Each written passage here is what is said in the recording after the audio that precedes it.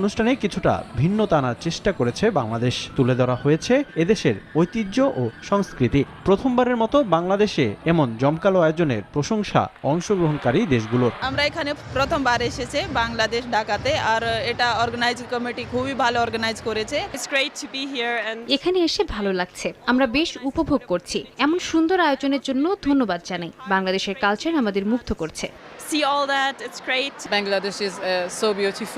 বাংলাদেশ সুন্দর একটি দেশ, এখানের পরিবেশ খুবই ভালো। আয়োজক ও বাংলাদেশের সমর্থকদের ধন্যবাদ জানাই। টুর্নামেন্টের শুরুটা ভালো লেগেছে। এখানে সবকিছু নিয়ম ও সময় মেনেই হয়েছে। জয় দিয়ে নারী কাবাডি বিশ্বকাপের সূচনা করেছে স্বাগতিক বাংলাদেশ। উদ্বোধনী ম্যাচে উগান্ডাকে হারিয়েছে লাল সবুজ। রক্ষণাত্মকভাবে শুরুটা করে স্বাগতিকরা। ম্যাচে বেশ ভালোভাবেই লড়াই করেছে উগান্ডাও, যদিও প্রথমার্ধে 14-12 পয়েন্টে এগিয়ে ছিল